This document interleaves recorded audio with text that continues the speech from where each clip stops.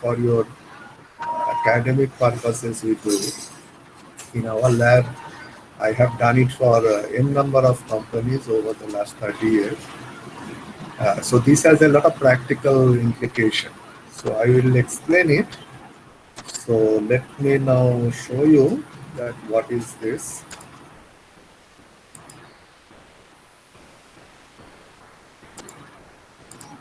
Okay, now it will come on your screen. So now you can see. You can see now my screen. Yes, sir. Yes. Good. So now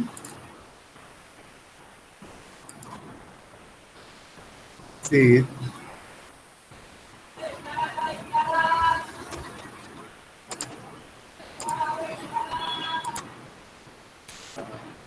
So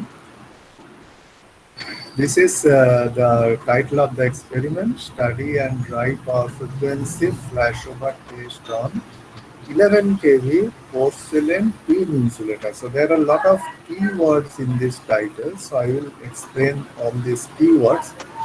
So what are these keywords? First is dry. So I will explain why we have written dry. Then power frequency is another keyword. Then flashover test is the third keyword. And then pin insulator is another keyword. 11 kV is a standard product, so that's not a keyword. So first, I would like to tell you something about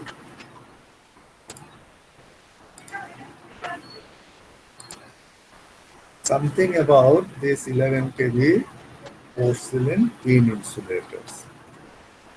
Now, as you can see on your screen, on the left hand side, it is the actual photograph of a 11 kV pin insulator, and on the right you can see is the cross-sectional diagram. Yes, and in this cross-sectional diagram again, there are two views. Half of it on the left is truly the cross-section, whereas on the right it is the drawing of the three-dimensional view. Now, here two parameters are shown which is of importance. Typically, we tell our students when they come to our lab, that means the high voltage lab, that we give this insulator to the students and then tell them that measure this maximum diameter. And what is this maximum diameter? You can see the pin insulator. There are three insulator shades.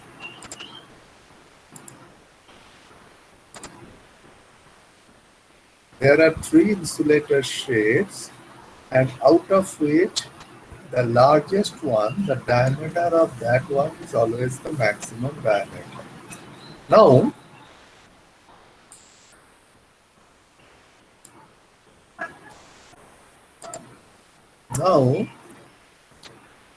it is always, it is designed in such a way that always the top insulator shade is the largest one. Now, you can always ask me why is it so? The answer is very simple. That these insulators are all outdoor insulators, so they will be operating under sunny condition, under rainy condition, under foggy condition, etc. So under rainy condition, if the top one is the largest one, having the maximum diameter, so it acts some sort of as a umbrella for the lower shades. That's why the top insulator shade is always of the largest diameter. So this is the one we measure, and this is the one of the design parameters of the pin insulator. And then this is called the axial height. Axial height means physically the height between the bottommost point to the topmost point. So how do we measure it? Typically in the lab, we say that put this insulator on a table, then the table surface becomes the bottommost point, and then we say that put a scale horizontally on top of the insulator, then that scale becomes the topmost point, and then that height is always the actual height. Now, why we are bothered about that? This is because maximum diameter and axial height together, they determine what is the total volume that this particular insulator is going to occupy. Now, here I must tell you one practical aspect, that don't ever underestimate the physical dimension, because you have to put this insulator into somewhere for use, and if the adequate space is not available, then the entire design is very faulty. Let me give you an example, that say you are staying in a house or in an apartment, whatever, and then you thought that I will buy a very good sofa, and you have ordered a sofa for 70,000, and when the sofa comes to your house, you find that that sofa is too large for the door. The sofa is not being brought, I mean, the dimension is such that you cannot bring in. Then that's a pretty bad design on your part, because when you bought that sofa, you actually did not take care of the physical dimension. The same thing is true for this. Now, the second question that I have to answer is, why is it called pin insulator? For that, look at the right hand side photograph. This is not a diagram, this is a real life photograph where actually high voltage conductor is passing through a pole, and these insulators, they are basically supports, because you can see that this pole, which will be at zero potential, and these conductors are running above the pole, so naturally you have to provide necessary support. So we put these insulators, and then why do we require insulators? Because the pole is at zero potential, and whereas this conductor is at 11 kV, so we need an insulator. You cannot give here a conductor.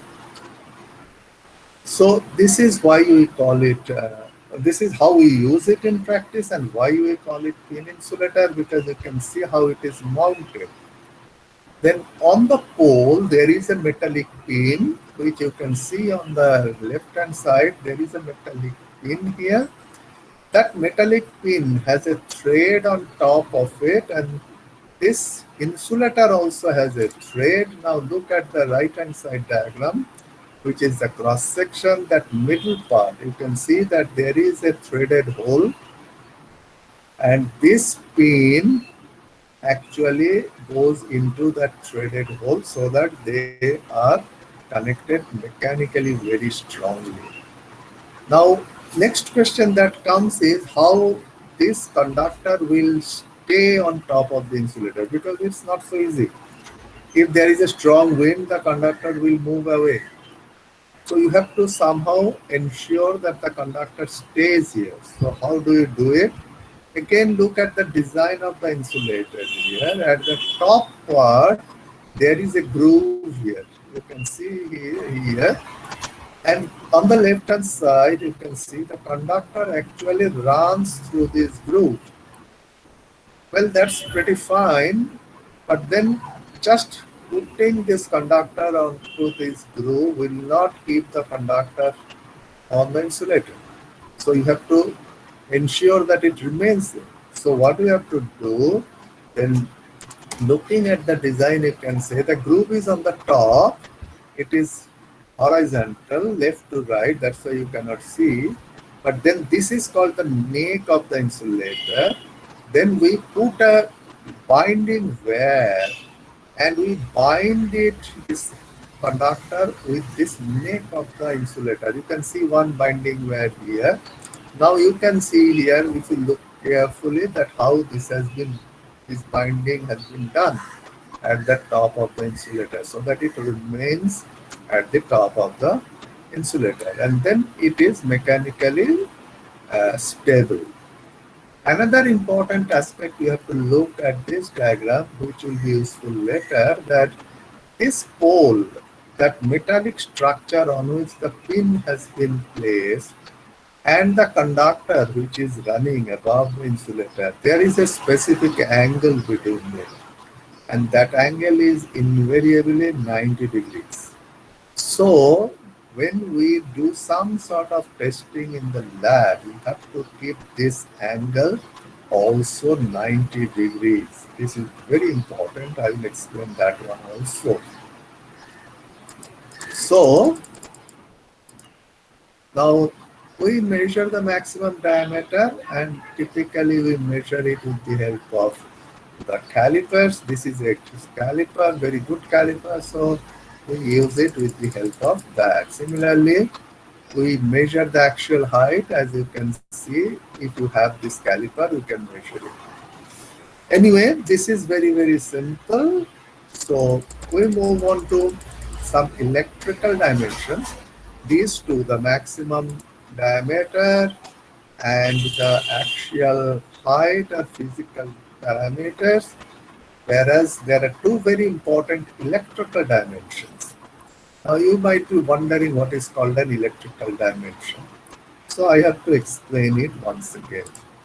So now look at it here. Again, this is the insulator.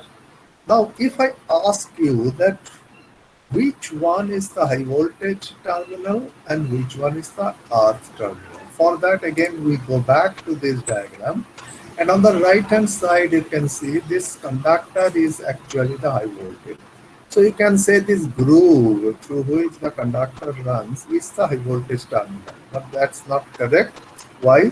Because we put a binding wire to keep this conductor in the groove. So there is a binding wire at the neck of the insulator, and this binding wire is typically metal. So this neck of the insulator is actually the high voltage terminal. So if there is any breakdown or anything that will initiate from this neck of the insulator. And then what is the earth point? As you can see, this pin on the right hand side is connected to the that metallic pole, and that is at zero potential, and that pin goes into the insulator. So that entire thing is at zero potential. So the high voltage terminal is at the neck of the insulator, whereas the earth potential is at the pin of the insulator. So with this, then if somebody asks that if there is a flashover along the surface, then what will be the path for that flashover? The answer is again very simple and straightforward, that flashover, since this is a physical phenomenon, will take place along the minimum distance. So what we have to find out is actually the minimum distance along the surface of the insulator. So on the right hand side, you can see starting from the neck of the insulator to the point where the pin touches the insulator, whatever be the minimum distance along the surface.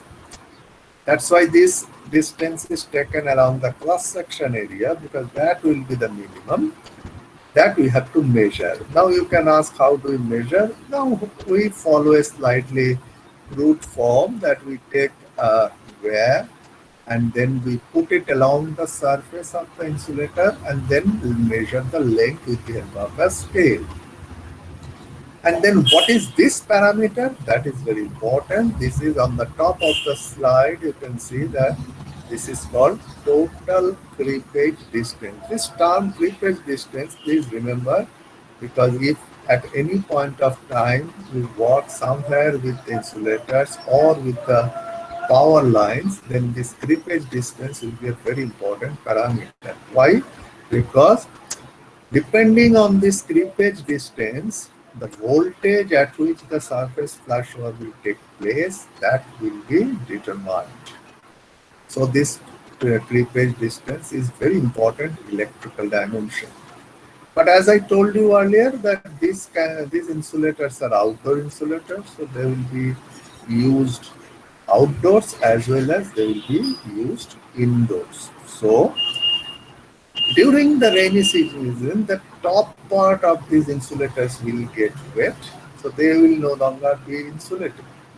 So then there is a question that then this insulator, which will behave perfectly well during dry condition, but there will be flashover in the wet condition. So we designed the insulator in such a way that the bottom portions, which will not be wet, the creepage of that part should be sufficient to withstand the voltage under wet conditions. So we have to measure also what is called protected creepage distance. On the top it is shown.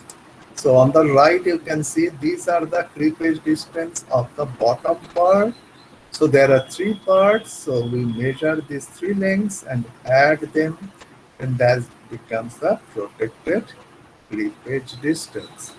So depending on the protected creepage distance, the breakdown or rather surface flashover under wet condition, that will be controlled. The same thing we also measure for the disc insulator. In the disc insulator, then how it is mounted, that is very important. Here it is reversed, that means in the case of a porcelain pin insulator, the conductor runs on top of the insulator and the bottom pin is earth. Whereas in a disc insulator, it's the reverse. It's the top part which is connected to the pole or the tower. That means this metallic part you can see on the top. Whereas then the bottom there is a pin. That pin will be connected to the conductor. How it will be connected? There will be a connecting mechanism that is not shown in this diagram. So in this case, the high voltage terminal is this bottom pin and the earth is this top metallic part. Now, just to explain that how disc insulator is made a string insulator, it can be explained from here. You can see this design is very interesting, that this bottom pin is so designed. You can see the diameter, that the bottom pin diameter is larger at the bottommost point, slightly lesser here. Now, what you can do is you can take another disc insulator and the bottom pin of which cannot go vertically down, but you can slide it horizontally. You can understand again, right? This bottom pin on the right diagram of another insulator, you take it and put it on the top, but you cannot insert it from the top because this diameter is larger than the whole diameter here. But you can see the whole diameter is larger at the bottom. So this pin can be, you can slide it horizontally, but then it will not stay here.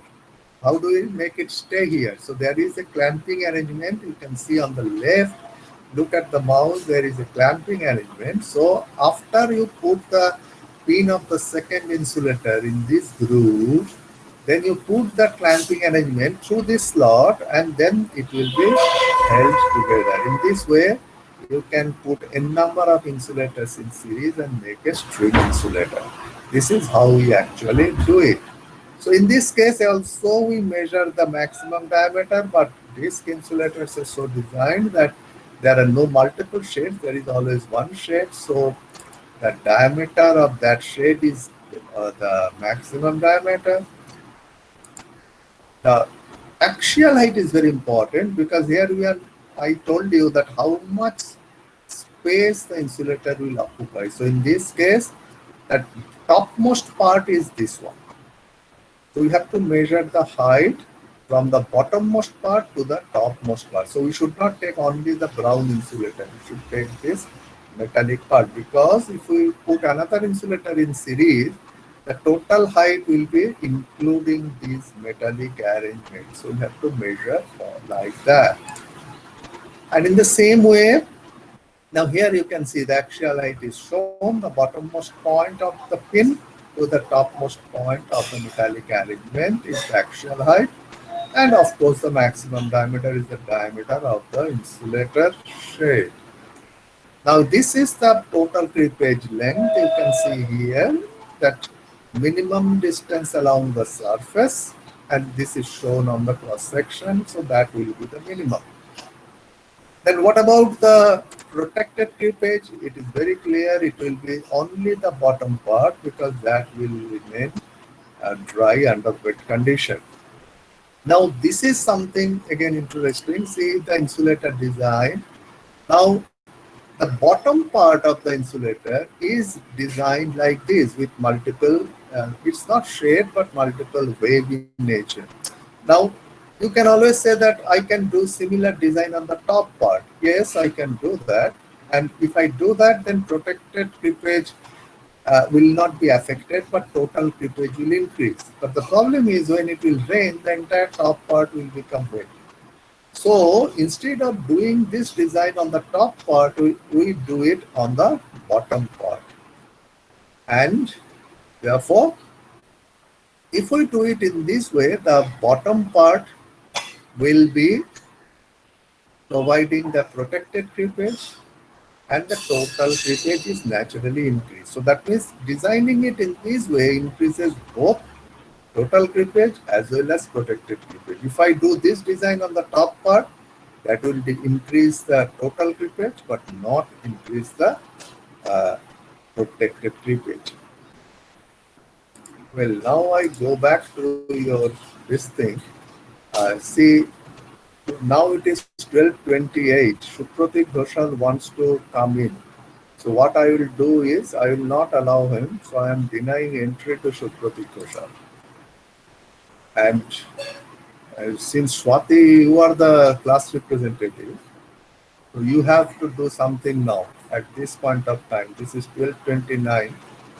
You take screenshot of the participants, list of participants, and mail me after this class. Okay, sir. Have you understood that? Yes, sir. So take the screenshot of the participants. It will not come in one screenshot, but take multiple screenshots so that I get all the names. I think now 59 people are present, so that I get the 59 people name. So please do it and mail it after the class is over. So now again I go back to the presentation. So with this, now I go to the test. Now you have, I told you that there are there are some keywords in this title. First of all, any test. Say for example, I said that I have done lot of tests in our lab for companies, different manufacturing companies. So when an insulating manufacturing company comes to our lab for test, if they say that we want this insulator to be tested, then I will say that that is not enough. You have to really specify that what test I have to do. So first point is what will be the type of voltage. Three type of voltage is possible. One is AC, and if it is AC, you have to tell the frequency. In most of the cases, we do the test at 50 hertz. So it is called power frequency test. That's why here you can see the term power frequency. Then the second one is called whether it will be done in the wet condition or in the dry condition, because in practical life, we have both the conditions, wet as well as dry. Now today we are demonstrating the dry test, so we are giving the term dry. And then there are two types of tests. One is called withstand test, the other is called flashover test. Let me explain briefly. Flashover test is very simple. That means you keep on increasing the voltage till breakdown takes place. And that voltage is the flashover voltage. And the other one, that withstand test is different. Here in the specification, that means the Indian standard specification, a specific voltage is given for 11 kV pin insulator, and we have to apply that voltage. And when we say apply that voltage, the second question comes. That means for how long? Will it be 1 second, 1 hour? The answer is there in the standard that it should be applied for 1 minute. So that specified voltage in the standard is to be applied for 1 minute, and there should not be any breakdown. And then we say that the insulator has withstood the test voltage. So there are two types of test: withstand test and flashover test, and their characteristics are entirely different. Today we are explaining flashover test, so we are giving the exact name as dry power frequency flashover test. That is the complete name of the test. But before that, let me explain one thing which I forgot to explain. Say, for example, take this diagram back again. Say, look at that right hand side, that there will be a metallic pin in this threaded groove, which you can see on the right hand side. And that topmost groove will have the conductor. So, therefore, a question comes that how the breakdown will take place. The answer is there are two possibilities. You can see that the earth pin will come up to this point.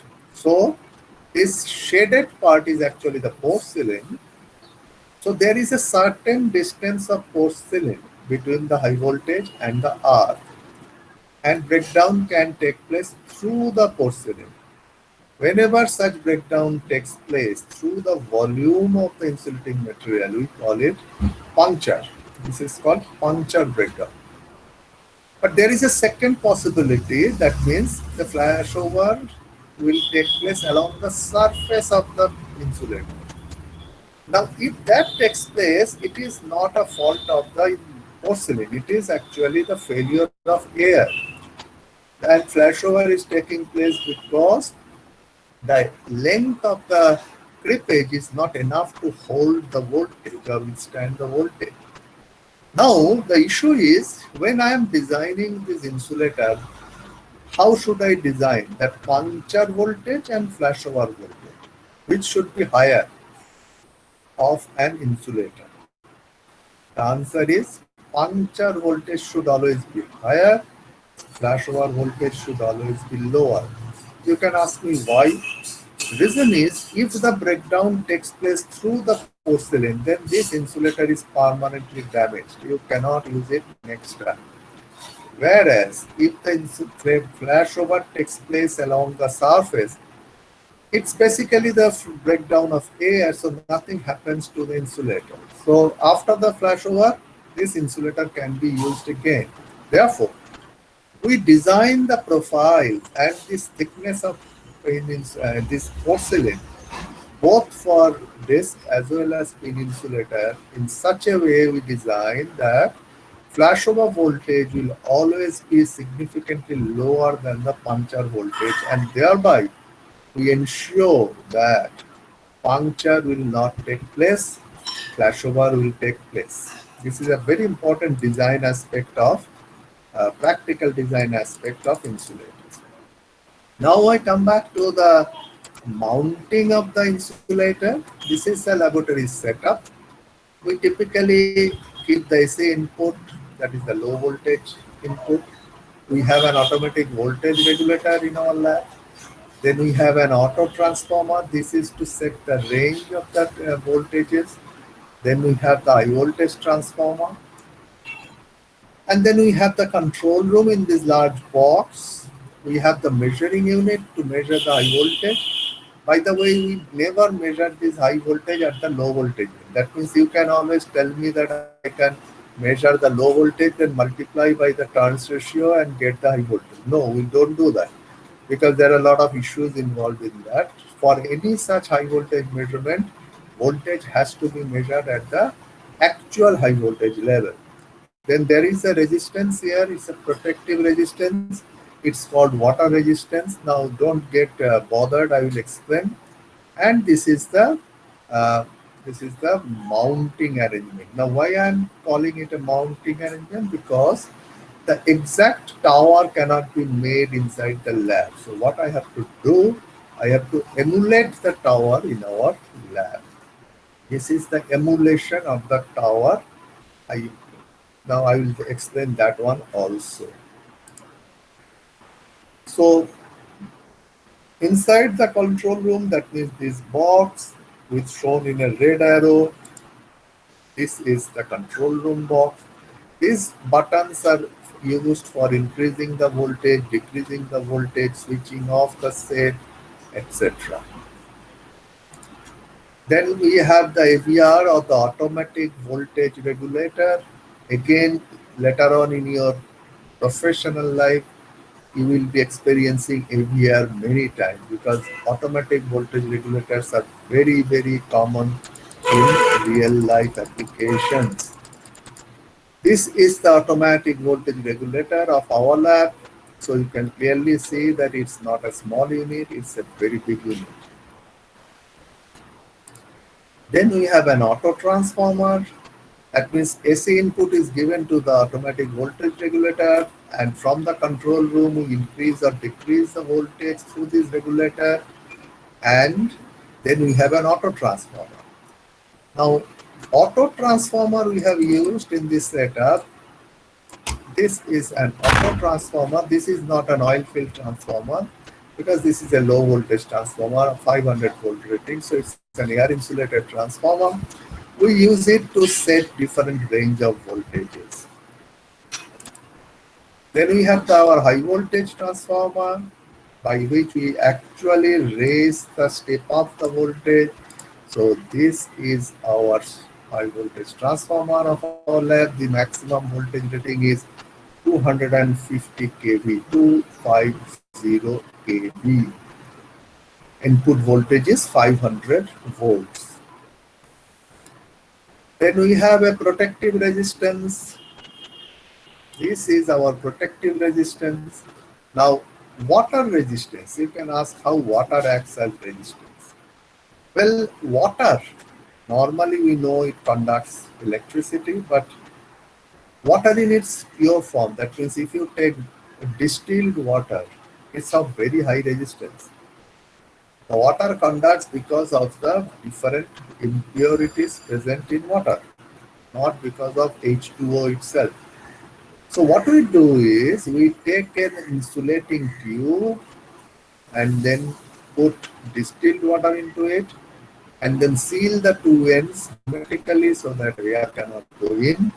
Then what happens that depending on the rho, that is resistivity of water, then length of this tube and the cross-sectional area of the tube, we get a very specific resistance of this insulator resistor. And the beauty of it is that it's not wear wound resistor, so there is no question of burning of that wear. And the length is quite long so that it can withstand voltage. In fact, this resistance which you are seeing is actually of magnitude 180 kilo ohm, 180 kilo ohm, and between the two terminals it can withstand the full voltage of this transformer. That means 250 kV. Now that is a very big issue if you make a wear-wound resistor, because to make it withstand 250 kV is a very big issue. But for this, it is no issue. And second, and finally, this where it lasts pretty long if the sealing is quite good. In fact, in our lab, we make this in resistance ourselves, and our experience shows that this can last 10 to 15 years without any problem. Then we have the measuring unit. That means, how do I measure the high voltage? We typically use a potential divider. And in our lab, we have a capacitive potential divider, and from the low voltage arm of the potential divider, the signal goes to the control room. So this is the potential divider.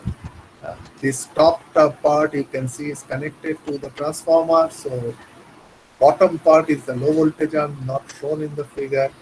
From there, a cable goes to the control room. Then finally comes the mounting arrangement. So here, this is the mounting arrangement, and as I said, we are going to emulate the practical scenario. And what is that practical scenario? First thing is the height. Now you can see the practical height of this pole is quite large. I cannot put that larger tower into our lab. Then what is the solution?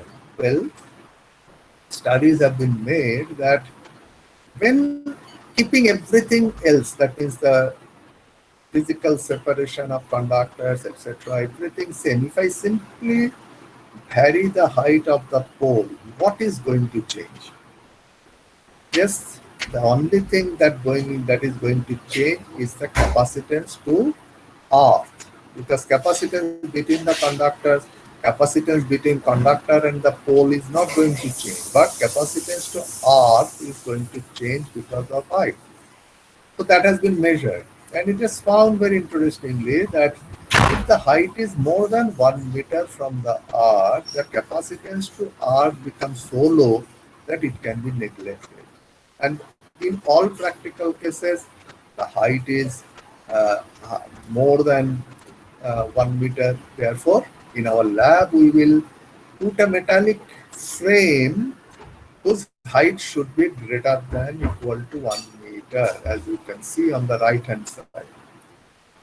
Then, as I have shown earlier, that this pin is always placed on a metallic part, so we put a cross arm, and then on the cross arm we put the metallic pin, and then that metallic pin we put the insulator in that threaded groove, and then comes the question of the conductor. If you look at the left hand side, you can see that the conductors are very long. I cannot put such a long conductor in the lab.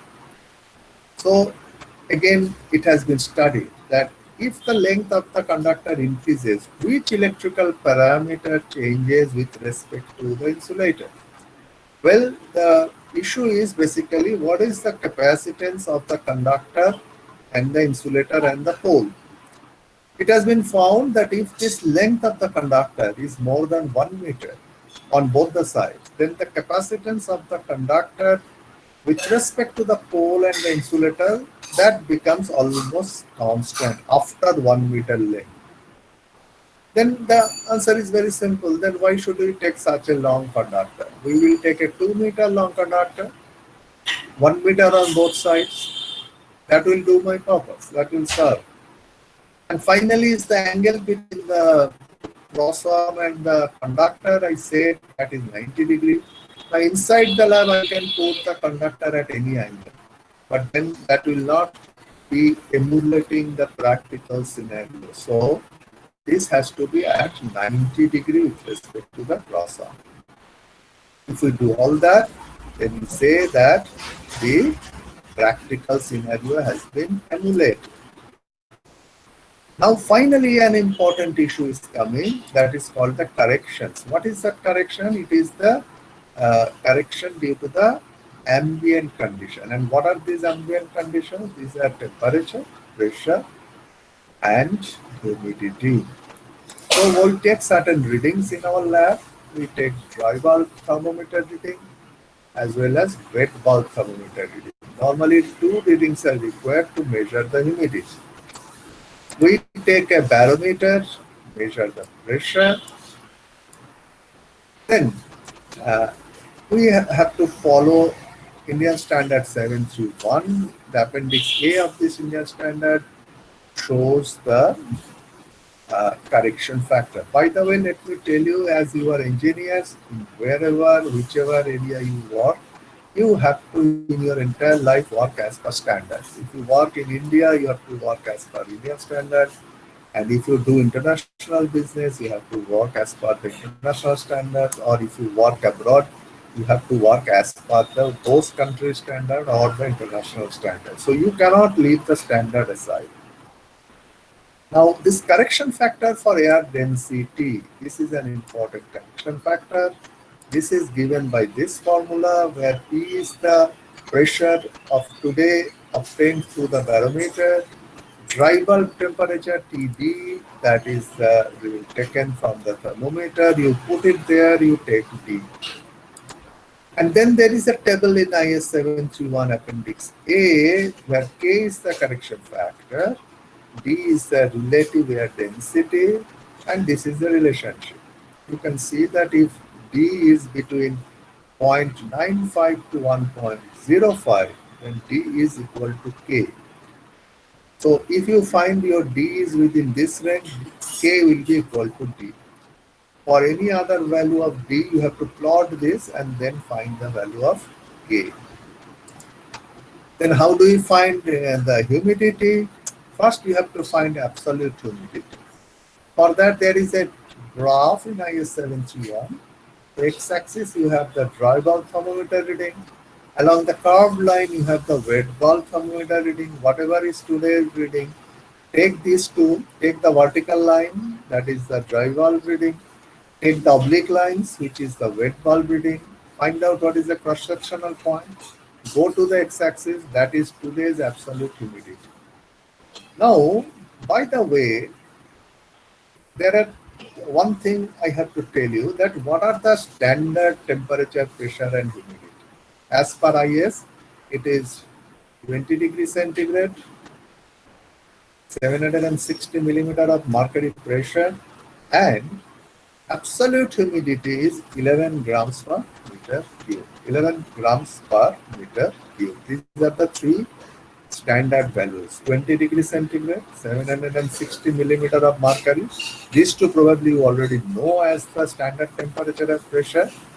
But please remember, absolute humidity standard value is 11 grams per meter cube. Then how do I find the humidity correction factor? For that, there is a curve in Appendix A of IS 731. X-axis is absolute humidity, Y-axis is correction factor. There are three curves. A is for power frequency, B is for positive impulse, C is for negative impulse. So we will today take the curve A, which is for power frequency. So after determining the absolute humidity from this curve, go to this curve, find out what is the correction factor. And here you can clearly see that the curves are relating to humidity of 11 grams per cubic meter. That's the standard value given. You can see here on your screen. So typically now, let us say that our temperature dry bulb is 32 today and wet bulb is 30. So we put it in the value for the relative air density. It is already shown here. That is this one. You put 32, this pressure and temperature, whatever is today, that means here pressure is 756, dry bulb is 32, then this is 0.956. Then from the table, you can see it is within the range of 0.95 to 1.05, so K will be equal to D. So K will be equal to D. From the chart marked, that one, this one, so 32 and 30, we find it, and the absolute humidity is 29 grams per meter cube. And then we look at it. As this curve ends at 24, so we extend it and then find what is the H, which is 0.85. So this is how we find out all the correction factors. For every test, we have to do this procedure. So therefore, flashover voltage is calculated in this way, that K is the air density correction factor, H is the humidity correction factor, U is the value at today's laboratory condition, U0 is the value at the standard condition. Now you can ask me that why is it required? It is very simple, that I am an insulator manufacturer. I come to Jadavpur University and tell them that find out what is the flashover voltage, and then Jadavpur University says it is 81 kV. That manufacturer goes to Bangalore, finds it in their lab to be 78. But there will be a confusion that who is correct and who is wrong. But the issue is that the laboratory conditions are very different at the two labs. So to compare the two values, we have to convert the tested results to any standard condition. So U, which is the value at the laboratory condition, is converted to the standard condition using these correction factors. And if we do it in both the labs, then we can compare this to U0. But this U at the two labs cannot be compared. because of the different ambient conditions. How do we do the test? Procedure that we start the voltage from 0 and then we, initially if at all there, we press the button decrease and bring the voltage to 0. So generally we use this one. That means here you have increase decrease button, here you have stop start buttons, and this is the voltmeter reading. So press start. So we'll hear a sound of actuation. Press increase, the voltage should rise slowly. By the way, as I explained earlier, that initially you have to bring the voltage to 0. So now when we increase, it should increase from 0. And then we keep on increasing, and we find that at one point there will be flashover, and we note that flashover voltage, and that is the reading for that. So basically when this flashover takes place, we note this reading from the meter in the control room. Let's say this voltage is 82 kV RMS. So then how we do it? Calculations. So our U is now 82 kV RMS. So we have already calculated K and H. So we calculate U0. It comes about 92.29. Typically, we don't do one flashover. At least 3 flashovers we take, and then we take the average of that, and then we apply these correction factors and get this result. And finally, this U0 is actually the test result. This is how we have to perform the test. At this point of time, let me show you if I can find a video. Okay, I am starting a video. You have to tell me whether you can see it. First, the flashover. Watch it. Is it coming on your screen? Yes, Yes, sir. Okay, so now you see the flashover will take place. You can see that. This is actually taking place in our lab. Now, by the way, this is the actual photograph. What I have shown through the PPT. You can see the metallic frame. You can see the pin on the metallic frame, and you can see that pin is arced by a conductor. Then you can see the conductor at the top of the insulator, and you can see the angle is 90 degrees. And now the voltage is applied to this conductor. The transformer is on the right hand side, so you cannot see. So this how. So I again replay. So watch the flashover as the voltage is increased. Now voltage is increased. See, this is the flashover, and this is not punctured, so we can have multiple flashovers. The insulator is not damaged. That is what I was trying to explain to you. And another video I would like to show you. These are the control buttons. So see, here you can see start, and now the voltage is being raised, and here the meter reading will increase. So the voltage is being increased, and it will keep on increasing till the flashover.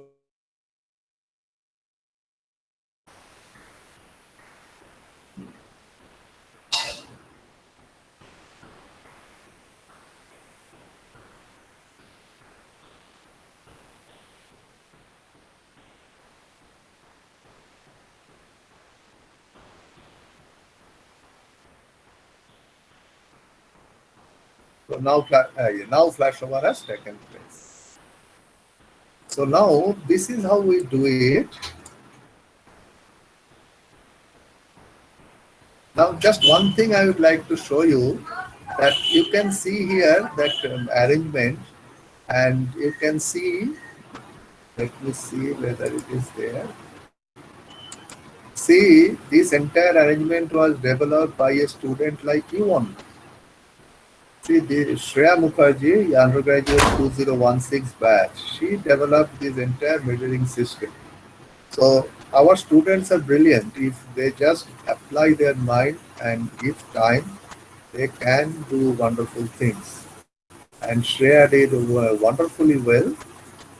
So we are using Shreya's development even today. And so we also acknowledge Shreya's contribution to our lab. Well, now I want to show you one more thing. This is another development by your senior so that you know that there are many things our students can do which you can also do if you want to do. This is called a virtual lab. That means this entire test can be done virtually, and this was also developed by our own students. What happened? Yeah, now is it coming on your screen? Yes, sir. Yes. So you can see this is a software development done by the students. Uh, in fact, quite some time back. It was during 2012, 2013. So it gives a list of the experiment here. You can see here. So study of perfutancy test of porcelain insulator is also one of that. So if I click on that, so first this circuit diagram, etc. This was all during that time they did, and then setup and procedures, and then we go to the laboratory room. So once we go to the laboratory room, now you can see the actual thing, that AVR, that photograph I have already shown you, then the transformer, then measuring that potential divider, then insulator and all that. Typically we go to the settings first, then we put on our driver temperature, say I am giving the value, and then we say accept. Immediately a density correction factor is calculated, and then we back to test. And then if you switch on the red one, now that circuit will be on. Now you see circuit is on and there is a dial that has come up. Earlier it was not there. Now if I move this dial, the voltage will increase, and after some time there will be flashover, and that voltage will be recorded here. This is a digital voltmeter on the screen. So now I am doing it slowly.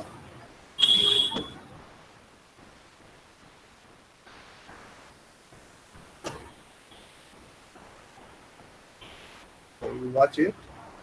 Watch the voltmeter and the insulator. See now, flashover has taken place at 53. So at the bottom you can see the breakdown voltage has been noted, and there was another screen test result. So that has been already taken in the test result. So now we can go back to the laboratory room. Now you see it has been switched off, because once the flashover takes place, the circuit trips. Now what I will do, I will again switch on, and again the dial has come up, the voltage is 0. Again I will start increasing the voltage.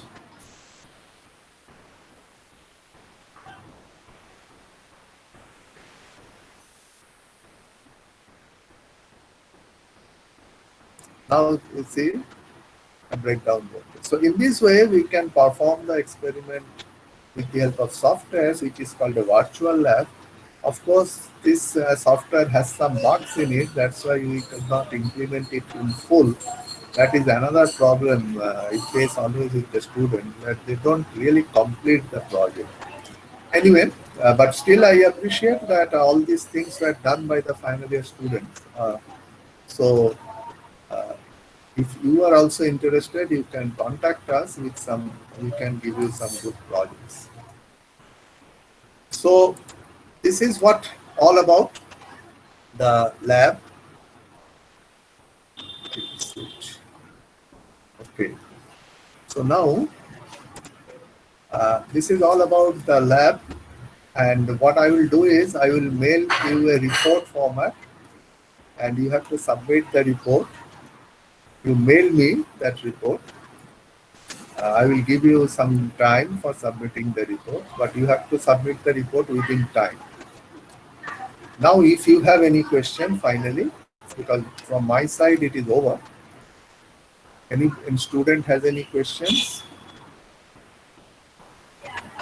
Swati, you have taken the screenshots? Yes, sir. Okay, yeah, who is talking? Yes, somebody was talking. Any student? Somebody I heard talking? Sir, can you again just repeat the electrical significance of creepage once? Okay, let me go back then. Where was that diagram? Yeah.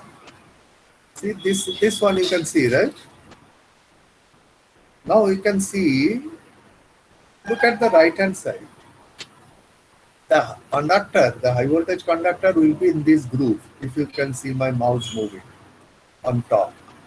The earth pin is at the bottom through this threaded groove. Now there is a potential difference between these two. So now breakdown can take place either through the volume of the porcelain, that is the shaded portion here, right here, or it can take place along the surface through this line. Now this one is thus called surface flashover because this is actually a breakdown of air, not a breakdown of porcelain. If it happens through the volume of porcelain, that is breakdown of porcelain. That is called puncture. But when it happens along the surface, it's breakdown of air. Now this particular length, which is the minimum distance along the surface, because that is the path surface flashover will take place, or it will follow that path, and that is called creepage. So creepage distance is nothing but the distance through which the flashover will take place. Surface flashover will take place.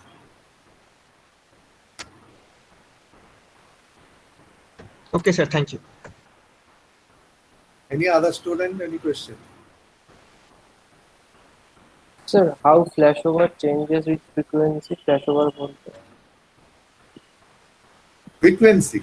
Yes. Frequency, if you take, see, we are talking about power engineering here. Right? We are not talking about any what is called communication engineering. So power frequency, it is 50 hertz or 60 hertz. So that way it hardly changes with frequency. But it changes if it is DC. That means if the frequency is 0. Why it changes? Because of the polarity. Because DC is unidirectional. So either this high voltage will be positive polarity or negative polarity. The other one is R. Now what happens is, depending on the polarity, the movement of charge particle direction completely changes. That means if you consider the upper conductor as positive, then electrons will move towards the upper one and the positively charged ions will move towards the R. Whereas if it is reverse, then these directions are changed. Now that plays somewhat a role, and therefore DC breakdown is very much dependent on polarity. But in AC, it is hardly dependent on polarity because every 10 milliseconds, the polarity changes, so hardly matters. So 50 hertz or 60 hertz, there will be no change in breakdown for frequency. But yes, if you increase it to kilohertz range, then there will be certain other effects coming into, because as I said, if the frequency is too high, the movement of the charge particles, that will also be affected because of the very high alteration of the polarity. But that's a slightly different area. For that, you have to study the breakdown mechanism of the insulators. But let us not go into that. So for the time being, we can say that if it is AC, then power frequency 50 hertz or 60 hertz, that's the two frequencies available in the world. There will be hardly any change. But if it is DC, then there will be a change depending on the polarity, that is whether it is positive or whether it is negative. At the same time, if it is impulse, it will also depend on the polarity, that whether it is positive polarity impulse or the negative polarity impulse. So there the polarity plays a role. Okay, sir. This is Aditya speaking. I thought somebody else was also trying to speak. I saw somebody Sir, else's. Yes, Mohammad Kaif. sir, is it accurate? Like we have considered the laboratory ambience.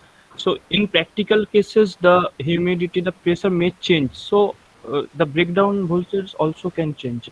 So how can we tackle that problem? Definitely, it will change. It will change. But actually, that's not the point. Point is everything. Why are we testing it in the lab? First thing that has to be clarified. This is called a quality check. That means when I say you are you are a customer, I am a manufacturer of an insulator. So when you are going to buy it from me, you want some quality check from me that the insulator that I have manufactured is of certain good quality. How do you do it? Well, then you say that the insulator that I am going to buy should have a flashover voltage of 80 kV. You give that specification to me, and then I have to manufacture as per that, and then I have to test it and show you that yes, the breakdown voltage is more than 80 kV. Then you will take it from me, otherwise you will not buy it from me. That's called the quality check.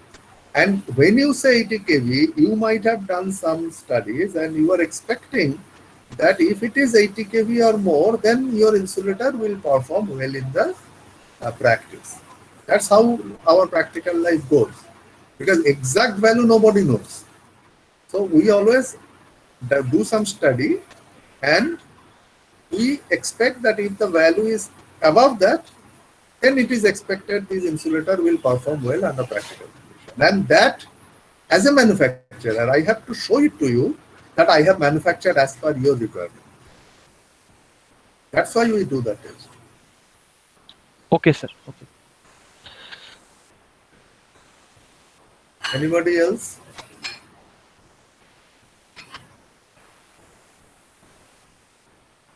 Any other student?